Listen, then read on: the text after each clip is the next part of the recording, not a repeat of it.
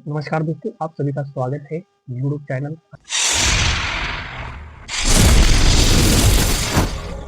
आज हम शुरुआत करने वाले हैं पॉलिटी का एक महत्वपूर्ण इंपॉर्टेंट टॉपिक है जिसका नाम है संसद, पार्लियामेंट। इससे यूपीएससी हर साल 6 से 7 या 8 क्वेश्चन मिनिमम क्वेश्चन पूछता ही पूछता है। और एक बहुत ही इंपॉर्टेंट टॉपिक है और जो कि यूपीएससी प्रीलिम्स की रडार पे रहता है और ज़्यादा से ज़्यादा क्वेश्चन यहाँ से आते हैं। और हमें इस टॉपिक को इतनी गहराई से, इतने बेहतरीन तरीके से इसको पढ़ना है, बहुत ही खतरनाक तरीके से। जब हम इस टॉपिक को अगर अच्छे से पढ़ लिया तो मान लीजिए 14 से 15 क्वेश्चन जब पॉलिटी के आते हैं तो 6 से 7 क्वेश्चन तो ये अकेला एक टॉपिक होता है, यहाँ से ही कवर हो जाएंगे। यानी हमारे मान के चलो 40% काम जो है पॉलिटी का यही काम कर रहा है पार्लियामेंट, बाकी का तो 60% जो है वर्क करते हैं अदर टॉपिक्स। यानी बहुत ही ज़्यादा इंपॉर्टेंट टॉपिक्स हैं। तो हम शुरुआत करते हैं इस पॉलिटी के सेशन की। अगर आपको हमारा जो पढ़ाने का तरीका अगर अच्छा लगे, बेस्ट लगे, तो इसे अपने दोस्तों के साथ जरूर शेयर करें। और यूट्यूब चैनल को अगर आपने सब्सक्राइब नहीं किया है तो इसे जरूर सब्सक्राइब कर लीजिए। अब हम शुरुआत करते हैं संसद के बारे में। मेन चीज देखो, संसद क्या होता है। संसद यानी पार्लियामेंट है। पार्लियामेंट कहाँ पर है? नई दिल्ली में। सभी को पता है, एक लोकसभा होता है, एक राज्यसभा होता है, दो तरीका होता है। तो मेन चीज क्या होता है, एक आर्टिकल है 79, जिसको बोलते हैं आर्टिकल 79। भाई उसके अनुसार क्या होता है, जो भारत की संसद होती है, क्या होती है मेरे भाई? भारत की संसद होती है। अब भारत की संसद में देखो, एक होता है राष्ट्रपति, एक होता है लोकसभा और एक होता है राज्यसभा। भाई ये क्या होते हैं? ये तीनों के तीनों, जब मैंने बताया राष्ट्रपति, राज्यसभा, लोकसभा, ये क्या है? तीनों अंग होते हैं। तो तीनों अंगों या तत्वों से मिलकर एक प्रकार से बनी होती है। भाई क्या बनी होती है? भारत की संसद बनी होती है। सिंपल सी बात है ना।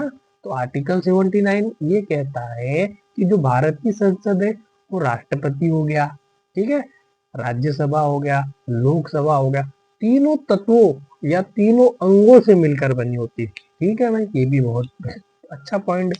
फिर इस प्रकार देखा जाए तो भारत की जो संसद है, जैसे लोकसभा होता है उसमें और एक राज्यसभा होती है, तो इस आधार पर हमने देखा कि ये कौन सा विधानमंडल का उदाहरण है, ये द्विसदनीय विधानमंडल का। द्विसदनीय विधानमंडल कैसे आया? द्विसदन क्यों आया? क्योंकि देखो इसमें एक लोकसभा होता है मेरे भाई और एक क्या होता है उसमें? राज्यसभा होता है। इसलिए उसको क्या कहेंगे अपन? द्विसदन का एग्जाम्पल आ जाएगा विधानमंडल का, जो कि हमें पता होना चाहिए। राष्ट्रपति क्या है? संसद का सदस्य नहीं होता है। राष्ट्रपति क्या होता है? संसद का सदस्य होता है। अरे तिकड़ा करना भाई, बहन चौथ। तो राष्ट्रपति क्या होता है? संसद का सदस्य होता है। तो राष्ट्रपति क्या होता है? फिर भी आपको पता होना चाहिए क्या होता है राष्ट्रपति।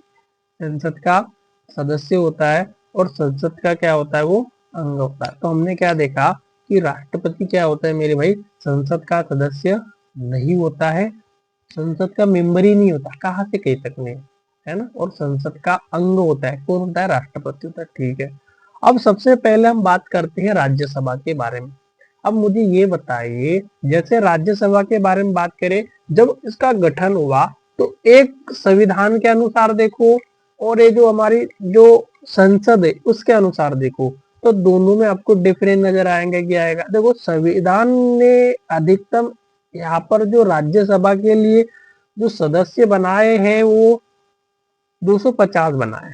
ठीक है मेरे भाई, कितने बना के रखे हैं? 250 सदस्य बना के रखे हुए। कितने बनाए मेरे भाई? 250 सदस्य बनाए। ये किसने बनाए? संविधान ने बनाया। ठीक है भाई, अब इसमें से निर्वाचित कितने हो गए? 238 हो गए। कितने हो गए मेरे भाई? 238 निर्वाचित हो गए। और मनोनीत कितने हो गए? 12 सदस्य। तो मनोनयन कौन करता है? भारत का राष्ट्रपति करता है, 12 सदस्यों को करता है। ठीक है भाई, अब मेन चीज क्या है फिर? एक ये तो बता दिया संविधान में अधिकतम भैया 250 सदस्य जो होते, ठीक है। फिर संसद ने वर्तमान में जो अपनी प्रक्रिया को रखा हुआ है, तो वो कुल देखो 245 सदस्य है राज्यसभा के, 245 सदस्य जो कि संसद ने निर्वाचित कितने हैं उसमें? 233।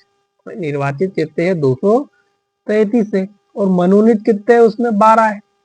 ये भी तो इम्पोर्टेंट चीज है। ठीक है, अब देखो 233 जब मेंबर संसद के अनुसार है निर्वाचित, यानी जिसका अपॉइंटमेंट होना है, राज्य से कितने आते हैं? 225 आते हैं। राज्य से कितने आते हैं? 225 आते हैं। केंद्र शासित प्रदेश या जो यूटी से कितने आते हैं मेरे भाई? 8 आते हैं। प्रदेश या यूटी से कितने आते हैं? 8 आते हैं। अब उसमें से 8 में से आप देखोगे तो दिल्ली में से 3 आते हैं। इसके अलावा पुडुचेरी से 1 आता है। फिर उसके बाद जम्मू कश्मीर में 4 आते हैं। तो इस टाइप से हमारा एक सेशन होता है। फिर उसके बाद मनोनयन के आधार पर देखा जाए तो भाई मनोनीत कितने होते हैं? 12 होते हैं। तो राष्ट्रपति 12 सदस्यों को मनोनीत करता है, मैं ये बात भी बोल चुका। ठीक है, तो हमने ये तरीका भी अप्रोच देख लिया कि भाई इनका मनोनयन का तरीका कैसा है, किस तरीके से इनको। तो हमने क्या देखा राज्यसभा के बारे में कि भाई जब इसका गठन होता है कि संविधान के अनुसार अधिकतम कितने होंगे? 250 होंगे। ठीक है, संविधान के अनुसार कितने होंगे? 245 होंगे। ठीक है, इसमें मनोनयन कितने होते भैया? 12 होते। उसमें भी आपने में 250 में से मैंने बता दिया कि संविधान के अनुसार 250 होते, निर्वाचित 238 हो गए, और जो 12 होते वो मनोनीत होते। ये कुछ पॉइंट हमें पता होना चाहिए। ठीक है मेरे भाई, तो अगर मैं बात करता हूं जो राज्यसभा में अगर अधिकतम सीट कहां पर है, तो राज्यसभा में जो अधिकतम सीटों के बारे में अगर मैं बात करूं, ये कहां पर है? यूपी में, उत्तर प्रदेश में। ठीक है, अगर बात करते हैं राज्यसभा के गठन कि भाई राज्यसभा का गठन आपको करना है, तो गठन से संबंधित क्या प्रावधान है? देखो यहाँ पर मेन चीज क्या होती है? अप्रत्यक्ष रूप से निर्वाचन होता है। कैसे निर्वाचन होता है? अप्रत्यक्ष रूप से निर्वाचन होता है। यार जनता जो है इसमें वोटिंग नहीं करती मेरे भाई, जनता इसमें वोटिंग करने नहीं जाती। तो भैया फिर कौन डालने जाता है वोटिंग? ये भी समझ लेते हैं। जिसमें क्या होता है, जो निर्वाचित एमएलए होते हैं, जिसको जनता ने वोटिंग करके उनको वही चुनाव जितवाया है ना, तो वो लोग जो है ना, वो एमएलए चुन के जो आए हुए हैं, वो वोटिंग करने जाते हैं किसको भैया? राज्यसभा के मेंबर को अगर चुनना है तो। समझ में आ गया? ओके। तो निर्वाचन कैसे होगा? अप्रत्यक्ष तरीके से होगा। कैसे होता है इसमें? अप्रत्यक्ष तरीके से क्या होता है इसमें? निर्वाचन होता है। और अनुपातिक प्रतिनिधित्व होता है। अनुपात के आधार पर यानी रेशो के आधार पर बता रहा है, प्रतिनिधित्व इसमें होता है। ठीक है भाई, इसके अलावा थर्ड पॉइंट बताता है उसमें एकल संक्रमणीय मत पद्धति हुई। भाई एकल संक्रमणीय मत पद्धति का मतलब हो गया एकल रूप से कार्य हो रहा है, और उस एकल संक्रमणीय मत पद्धति है। फिर अगला देखेंगे, राज्य के जो विधानसभा के निर्वाचित सदस्यों द्वारा निर्वाचित होते हैं। मैंने यही पॉइंट फिर से बता दिया कि भाई राज्य के जो विधानसभा के जो एमएलए लोग होते हैं, जो निर्वाचित मेंबर होते हैं, उनके द्वारा जो है यहाँ पर क्या हो रहा है मेरे भाई? उनके द्वारा उनका निर्वाचन, किसका निर्वाचन हो रहा है? राज्यसभा के मेंबर का हो रहा है। ठीक है, ये हमें पता होना चाहिए। ठीक है, और राज्यसभा देखो एक स्थायी सदन है। क्या है मेरे भाई? राज्यसभा एक स्थायी सदन है जो कभी भंग नहीं होता है। क्या होता है मेरे भाई? जो कभी भंग नहीं होता। स्थायी का मतलब हो गया परमानेंट है। लोकसभा जैसा नहीं है कि 5 साल तक उसका कार्यकाल चल रहा है। भाई लोकसभा जैसा नहीं है कि लोकसभा कभी भी भंग हो जाती है। लोकसभा के जो सदस्य होते हैं उसका कार्यकाल 5 साल का होता है, जबकि जो लोकसभा है उसका वो कभी भी भंग हो सकती है। समझ में आ गया? जबकि राज्यसभा देखा जाए एक स्थायी सदन है, वो कभी भंग नहीं होती है। समझ में आया मेरे भाई? और इसके जो राज्यसभा के जो सदस्य होते हैं, क्या होते हैं मेरे भाई? जो राज्यसभा के जो सदस्य होते हैं, इनका कार्यकाल देखा जाए तो 6 वर्ष का होता है। कितना होता है मेरे भाई? 6 वर्ष का होता है। भाई 6 वर्ष का कार्यकाल होता है तो कैसे हटाएंगे? ठीक है, ये किसका बोला मैंने? राज्यसभा के सदस्यों का कार्यकाल। अगर क्वेश्चन पूछता है कि राज्यसभा का कार्यकाल कितना होगा, तो भैया राज्यसभा का कार्यकाल होता ही नहीं है। पहली बात तो स्थायी सदन। समझ में आया कि नहीं? ये परमानेंट वाला फंडा आपको पता होना चाहिए। देखो राज्यसभा की अगर मैं बात करूं, 1/3 यानी 1/3 सदस्य हर या प्रत्येक दूसरे वर्ष क्या करते हैं? अवकाश ग्रहण करते हैं मेरे भाई। यानी राज्यसभा के 1/3 सदस्य प्रत्येक दूसरे वर्ष अवकाश या रिटायरमेंट ग्रहण करते हैं। क्या ग्रहण करते हैं? रिटायरमेंट ग्रहण करते हैं जो हमें पता होना चाहिए। राज्यसभा में अगर हम बात करते हैं सीटों का आवंटन कैसे हुआ, तो राज्यसभा में सीटों का आवंटन देखा जाए तो जनसंख्या के अनुपात में किया जाता है। कैसे किया जाता है? जनसंख्या के अनुपात में किया जाता है, जो कि चौथी अनुसूची में उसका उल्लेख है। कैसे? चौथी अनुसूची में उल्लेख है। ठीक है, तो हमने क्या देखा कि राज्य जो सभा होती है, राज्यसभा में सीटों का आवंटन कैसे होगा, तो राज्यसभा में सीटों का आवंटन जनसंख्या के अनुपात में होता है। कैसे होता है मेरे भाई? जनसंख्या के अनुपात में होता है, चौथी अनुसूची में। मतलब जनसंख्या पे डिपेंड करता है कि भैया कितना है और क्या है। समझ में आया? ये हमें पता होना चाहिए। एग्जाम्पल के लिए अगर मान लीजिए यूपी में 10 सीटें, एग्जाम्पल के लिए मान लेते, मानने में कुछ तो ज्यादा है, बहुत सारी है। विधानसभा जैसे बीजेपी का 80% है मान लो, प्लस 8 कर दिया तो 8 + 1 9 हो गया। सपा जिसका 10% है मान लो, इसका 1 रेशियो आ गया, अन्य का 1, तो ये कहीं ना कहीं आंकड़ा बन गया 10 सीटों का। समझ में आया? कुछ एक एग्जाम्पल सेटअप किया जा रहा है कि राज्यसभा में राज्यों को सीटों का आवंटन जो होगा वो जनसंख्या के अनुपात में किया जाएगा। ठीक है भाई, ये भी इंपॉर्टेंट क्वेश्चन में। और मैंने ये भी बता दिया कि राज्यसभा के 1/3 सदस्य जो होते हैं प्रत्येक दूसरे वर्ष क्या करते हैं? रिटायरमेंट ग्रहण करते हैं। ठीक है भाई, रिटायरमेंट ग्रहण करते हैं, हमें पता होना चाहिए। अब हम बात करते हैं लोकसभा के बारे में। देखो, लोकसभा का जो गठन है मेरे भाई, संविधान के अनुसार देखा जाए तो इसमें अधिकतम कितने मेंबर होते हैं? 552 मेंबर होते हैं। कितने होते हैं? 552 मेंबर होते हैं। निर्वाचित कितने होते हैं? 550 होते हैं। निर्वाचित तो 550 हो गए, मनोनीत कितने हो गए? इसमें 2 हो गए। राज्य के 530 है और यूटी के 20 है। ओके भैया। अब देखो, संसद के बारे में अगर मैं बात करूं तो कुल सदस्य कितने हैं संसद के? देखो, संसद के कुल सदस्य अगर यहाँ पर बात करें हम, तो यहाँ पर संसद के कुल सदस्य यहाँ पर निर्वाचित जो पूरे 543 है। अब दो दो 545 वाला आंकड़ा था, तो 2 मनोनीत वाले थे, उसको डायरेक्टली हटा दिया गया। ठीक है, तो बच्चे कितने? 543 है, संसद की प्रक्रिया के अनुसार है 543। ठीक है भैया, ये हमें पता होना चाहिए। ओके, अब 543 में से बात करें निर्वाचित राज्य से कितने होते हैं? 524 होते हैं, और यूटी से कितने होते हैं? 19 होते हैं। ठीक है, ये पता होना चाहिए। अब मेन चीज क्या हुआ? 104वां संविधान संशोधन 2019 में लाया गया, जिसमें लोकसभा के 2 मनोनीत सदस्य, जिसको बोलते हैं एंग्लो इंडियन, कौन से मेंबर होते हैं? वो एंग्लो इंडियन होते हैं, तो उसको क्या कर दिया? एक प्रकार से समाप्त कर दिया। जब भाई उसको एक प्रकार से समाप्त कर दिया गया, यानी 535 में से 2 मनोनीत थे। ठीक है भाई, 2 मनोनीत वाले सदस्य थे, लेकिन अब वो नहीं। अब कुल लोकसभा की संख्या 543 है, लागू 2020 हुआ। समझ में आया कि नहीं? ठीक है। अब देखो, मेन चीज अगर अपन यहाँ पर बात करते इस चीज के बारे में कि लोकसभा के गठन से संबंधित तथ्य क्या है। देखो, लोकसभा का जब गठन होगा, संबंधित तथ्यों के बारे में देखो। पहली बात तो मैं आपको ये क्लियर कर दूं कि इनका होता है प्रत्यक्ष निर्वाचन। क्या होता है मेरे भाई? इनका होता है प्रत्यक्ष निर्वाचन होता है। जनता स्वयं वोट डालती है। क्या होती है? जनता स्वयं वोट डालती है, याद रखना, प्रत्यक्ष निर्वाचन होता है। और सार्वभौमिक वयस्क मताधिकार होगा। क्या होगा? सार्वभौमिक वयस्क मताधिकार होगा। सार्वभौमिक वयस्क मताधिकार, देखो जनता स्वयं वोट डालती है, यानी क्या होगा? प्रत्यक्ष निर्वाचन होगा। और सार्वभौमिक वयस्क मताधिकार का मतलब होगा 18 वर्ष से ऊपर के प्रत्येक नागरिक हो जाएगा इसमें मेरे भाई। और गरीब हो, अमीर हो, सभी वोट डालते हैं, प्रत्येक बालिग व्यक्ति। ठीक है, और यहाँ पर जो प्रतिनिधित्व होता है मेरे भाई, ऐसा हो जाएगा, प्रतिनिधित्व होता है, क्षेत्रीय प्रतिनिधित्व होता है। कैसा हो जाएगा? क्षेत्रीय प्रतिनिधित्व होता है।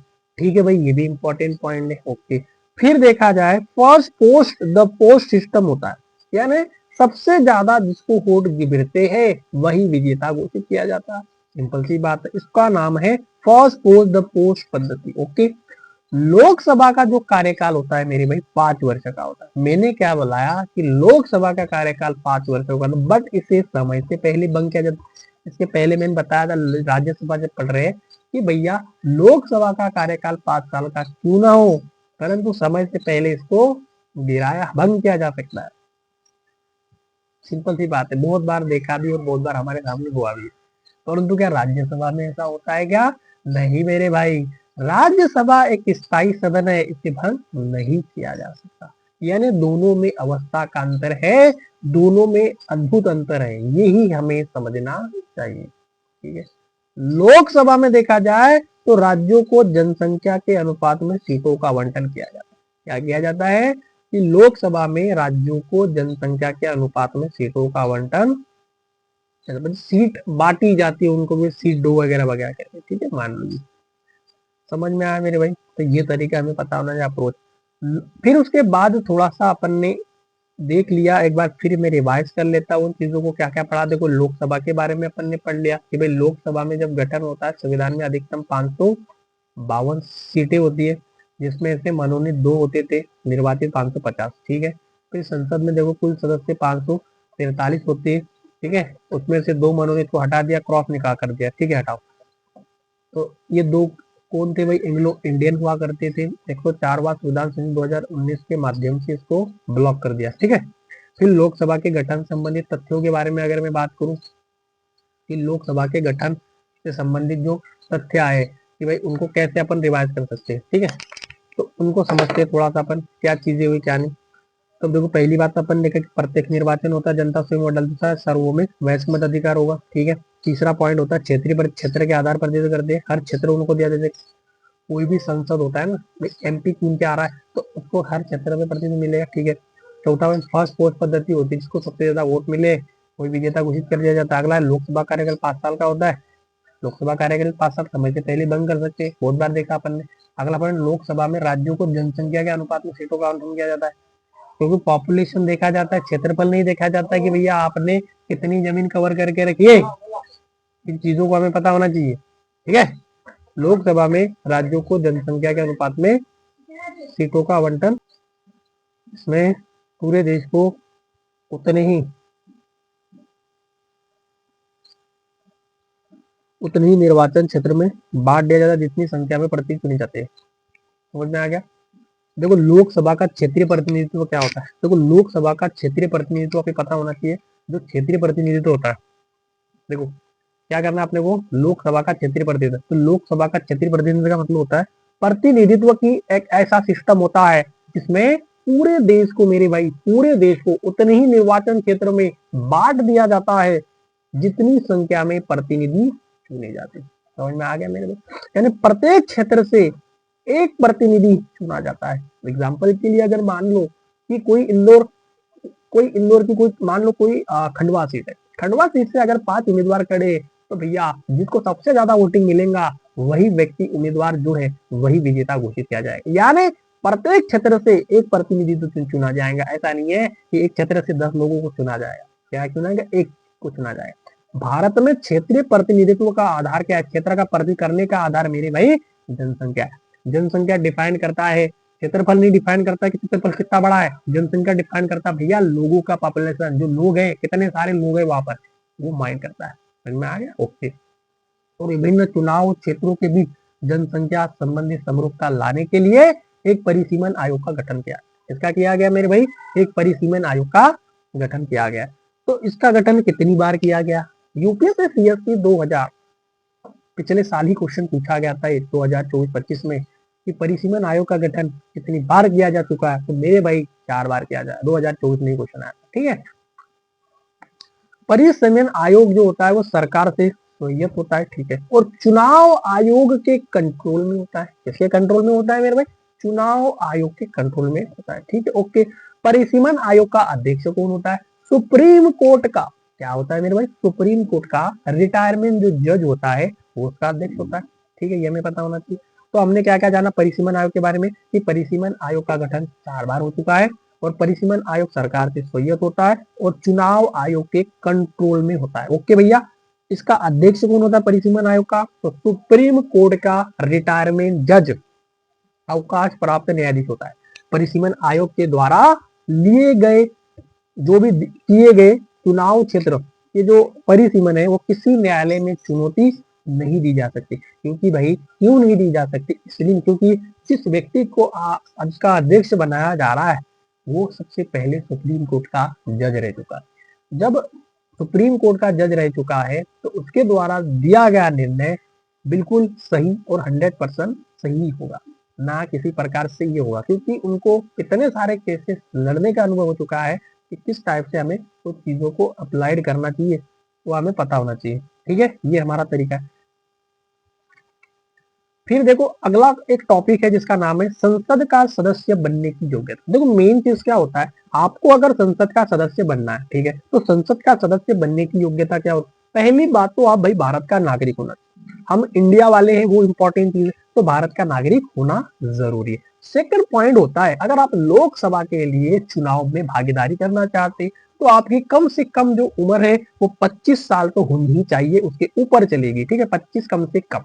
अगर आप राज्यसभा के लिए तो आपकी उम्र जो है भैया 30 ईयर होना इंपॉर्टेंट है। तो लोकसभा के लिए 25 ईयर और राज्यसभा के लिए 30 ईयर, ये हमें कंफर्म पता है। लाभ का पद धारण ना करता, भाई लाभ का पद धारण का मतलब क्या हो गया कि भैया आप ऐसे पद पर हो, मान लीजिए आप कोई गवर्नमेंट जॉब पर हो या ऐसे कोई चीज पर हो, आपको वहां से छोड़ना पड़ता है उस चीज को, और फिर जैसे कोई डीएम है भाई, मान लो कोई आईपीएस है, कुछ भी है ना, कोई भी अधिकारी, तो उसको क्या करना पड़ेगा, आपको छोड़ना पड़ेगा। जब उसको छोड़ोगे वो लाभ का पद आपका आउट हो जाएगा, तो लाभ का पद धारण ना करता। पागल व विकृत या चित्त या ऐसे भी किसी पार्लियामेंट कोई संसद का बंदा है पहले फिर वो पागल व्यक्ति है या विकृत चित्त है जिसका मानसिक स्थिति सही नहीं है, क्योंकि चुनाव उसको लड़ना है और कुछ काम का नहीं है ना। ऐसे पागल व्यक्तियों को अगर चुन के लाया जाएगा तो वो नहीं, ना केवल देश का हानि करेंगे, बहुत बड़ा नुकसान भी होगा, ठीक है। तो पागल व विकृत ना होना चाहिए, ठीक है, अच्छा खासा व्यक्ति होना। दिवालिया इंसॉलेंट ना हो, दिवालिया का मतलब एक होता है एसेट यानी जो परिसंपत्ति कम हो, जो एसेट यानी पर जो परिसंपत्ति हो मेरे भाई वो कम होनी चाहिए, और एक होता है लाइबिलिटी यानी देयता जो होती है वो ज्यादा होनी चाहिए, और जो लाइबिलिटी ज्यादा होनी चाहिए और जो परिसंपत्ति एसेट जो है वो लो होनी चाहिए। तो ये कैटेगरी उसके अंदर में होनी जरूरी, ठीक है। 6 पॉइंट है, यदि किसी व्यक्ति को न्यायालय के द्वारा 2 वर्ष या अधिक की सजा दी, कोई भी न्यायालय उसने 2 वर्ष या उससे अधिक की सजा, तो सजा की अवधि के साथ साथ अगले 6 साल तक संसद का चुनाव नहीं लड़ सकता। नहीं लड़ेगा भैया, कहां से लड़ेगा बताइए ना, 6 साल तक चुनाव नहीं लड़ेगा। अब जैसे मान लो अगर सजा 1 साल की दे दी, भाई न्यायालय की बात करें, न्यायालय ने अगर 2 साल से अधिक किसी व्यक्ति को सजा सुना दी तो जिस सजा के साथ साथ अगले 6 साल तक वो चुनाव नहीं लड़े। अगर मान लो 1 साल की सजा तो भैया चुनाव लड़ेगा, अगर मान लो 1 साल 11 महीने वो भी चुनाव लड़े। 2 साल की सजा सुनाई है तो 2 साल की सजा सुनाई है तो चुनाव नहीं, 2 महीने की सजा सुनाई तो लड़ेगा भैया चुनाव, कोई दिक्कत नहीं। 2 साल से ज्यादा सुनाई है तो चुनाव नहीं लड़ेगा, 10 साल के नहीं। अगर मान लो जैसे लालू प्रसाद, एक एग्जाम्पल, जैसे चारा घोटाला उन्होंने किया, मान लो उनको 5 साल की सजा दे दी, तो 5 साल तो भैया वो जेल में चले गए, ठीक है, फिर जेल काट के आ जाएंगे, फिर उसके बाद 6 साल और चुनाव नहीं लड़ पाएंगे, 5 और 6 तो 11 हो गए डायरेक्टली, यानी 11 साल तक वो आउट हो गए। ऐसे ही बीच में राहुल गांधी को भी सूरत हाईकोर्ट के माध्यम से मान के चलो 2 साल की सजा सुनाई गई थी। अगर 2 साल की सजा वो सुनाते और 6 साल आगे वो पकड़, तो 8 साल के मान के चलो, मतलब 8 साल तक वो चुनाव नहीं लड़ पाते। परंतु जब इन्होंने, वो तो सूरत हाई कोर्ट ने लगाया, जब उन्होंने ये कोर्ट सुप्रीम कोर्ट में पेश किया तो ये अनवैलिड हो गया और ये पुनः अपियर हो गया, मान के चलो पुनः जजमेंट निकल गया। मतलब कहने का एग्जाम्पल सेटअप किया जा रहा है, यहाँ पर किसी व्यक्तित्व के बारे में अपन कुछ टिप्पणी नहीं कर रहे, ठीक है, मेन चीज ये, ठीक है। तो संसद का सदस्य बनने की योग्यता अपन ने देख ली, ओके। अगर यदि कोई व्यक्ति, मान लीजिए यदि कोई व्यक्ति अस्पृश्यता के अपराध का दोषी पाया जाता है, क्या है मेरे भाई, यदि कोई व्यक्ति अस्पृश्यता के अपराध का दोषी पाया जाता है तो वह संसद का चुनाव नहीं लड़ सकता। अस्पृश्यता मतलब समझता, आर्टिकल 70 आपने देखा, अस्पृश्यता अपराध का दोषी पाया, जैसे जो SC वाले जो लोग होते हैं उनके साथ कोई वो दोष कर लिया, कुछ ऐसा कानूनी उल्लंघन कर लिया, कुछ तरीके कर लिया, तो वो संसद का चुनाव भैया नहीं लड़ सकता। मेन चीज ये पॉइंट है, ठीक है ना, इसलिए पॉइंट बनाया गया कि यदि कोई व्यक्ति अस्पृश्यता के अपराध का दोषी पाया जाता है तो वो संसद का चुनाव नहीं लड़ेगा, ठीक है ना, ओके।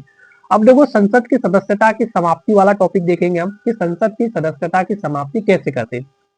देखो अगर मान लो किसी की मृत्यु हो जाए, तो मान लो किसी सांसद है, अब वो पद पर था और उसकी मृत्यु हो जाए, एग्जाम्पल के लिए ही मैं बता देता हूँ, ये विधान जो मंडल होता है ना उसके सदस्य की समाप्ति का पैटर्न देखो, सिंपल बिल्कुल तरीका है कि मृत्यु हो जाए।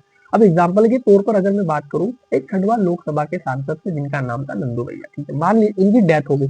जब इनकी डेथ हो गई तो स्थान क्या हो गया, खाली हो गया। जब स्थान खाली हो गया तो इंपॉर्टेंट चीज है, संसद के सदस्य समाप्त हो गए, डायरेक्टली आउट हो गए वो, और फिर से चुनाव हुए, उपचुनाव जो भी, ठीक है भैया।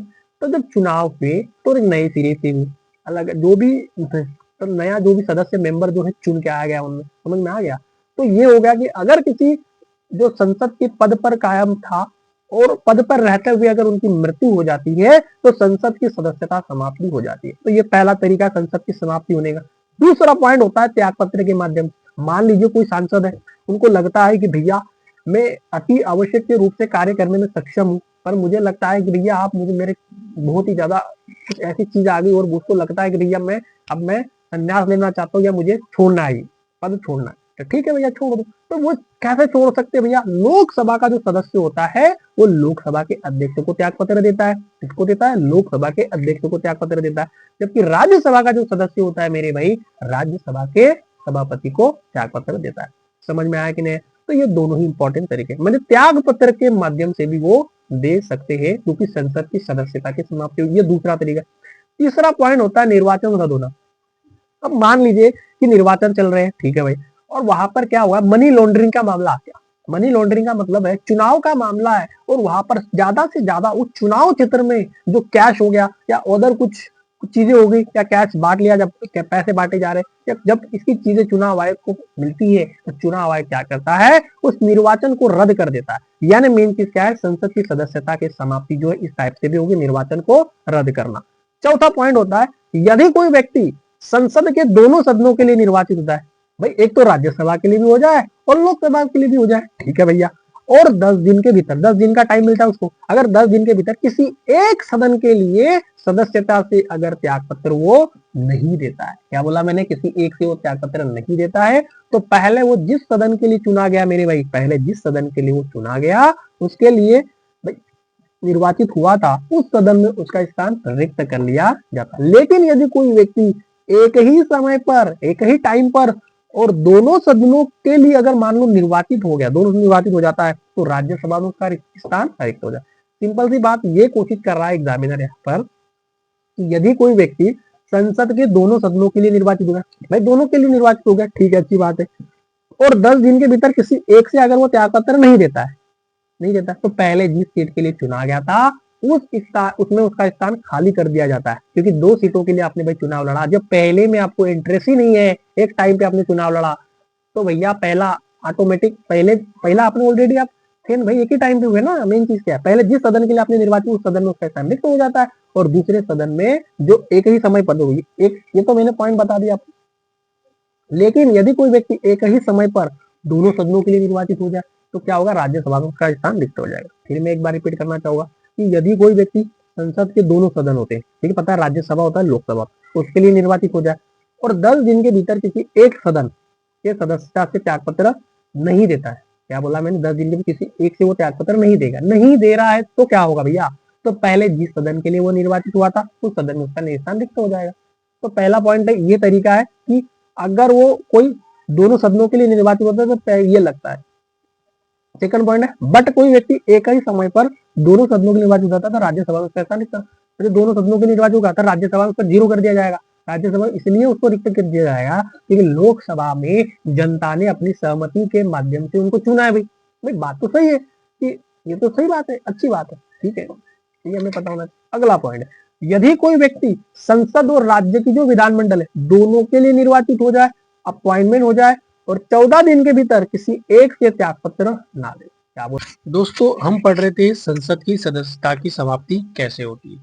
देखो संसद की सदस्यता की समाप्ति के लिए हमने 4 से 5 पॉइंट देख लिए। अब सेकंड पॉइंट हम देखते हैं कि यदि कोई व्यक्ति, भाई संसद है और राज्य विधानमंडल दोनों के लिए क्या हो गया, वो निर्वाचित हो गया, सिंपल सी बात है, दोनों के लिए वो क्या हो गया, निर्वाचित हो जाए, तो 14 दिन के भीतर अगर किसी एक से अगर वो त्याग पत्र ना दे तो उसकी संसद की सदस्यता क्या हो जाएगी, क्या हो जाएगी भैया, समाप्त हो जाएगी, सिंपल सी बात है। अगला पॉइंट है, यदि कोई व्यक्ति लगातार 60 दिनों तक संसद की सभी बैठकों से क्या हो जाए, अनुपस्थिति हो जाए, मुझे आता ही नहीं है, तो लोकसभा का अध्यक्ष और राज्यसभा का सभापति सदन में उसका स्थान क्या कर देगा, रिक्त घोषित कर देगा, यह हमें पता होना चाहिए। फिर न्यायालय द्वारा 2 वर्ष या उससे अधिक की सजा सुनाए जाने पर संसद क्या करेगा, सदस्यता समाप्त कर देगा और 6 साल तक चुनाव नहीं लड़ने देगा। भाई ये भी हमें पता है ना, ये तरीके भी हमें परमानेंटली रूप से पता है। ओके, ये हो गया। उसके अलावा यदि कोई सांसद आर्टिकल 102 में वर्णित अयोग्यता का शिकार हो जाए, क्या हो जाए, अयोग्यता का क्या हो जाए, शिकार हो जाए, तो वो भी भैया क्या हो जाएगा, चुनाव नहीं लड़ सकता, ठीक है। और यदि कोई सांसद दल बदल विरोधी अधिनियम, क्या होता है, दल बदल विरोधी अधिनियम के प्रावधान का शिकार हो जाए तो वो भी चुनाव नहीं लड़ सकता। अब देखो कोई यानी चुनाव नहीं लड़ सकता ये बात नहीं है, यानी एक प्रकार से संसद की सदस्यता उसकी समाप्त हो जाती है। मेन चीज ये है। यानी कोई सांसद दल बदल विरोधी अधिनियम के प्रावधान का शिकार हो जाए तो वो नहीं लड़ सकता। समझ में आ गया। तो अगला टॉपिक है, अपन कल पढ़ेंगे इसको।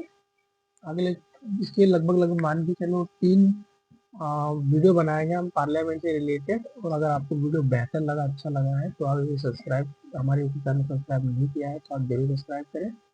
और हमारे यूट्यूब चैनल को अगर आपने सब्सक्राइब नहीं किया है तो सब्सक्राइब तो करना ही है आपको। इसके साथ वीडियो को शेयर भी करना है, जितना ज़्यादा हो सके शेयर करो, लाइक करो। ठीक है, धन्यवाद।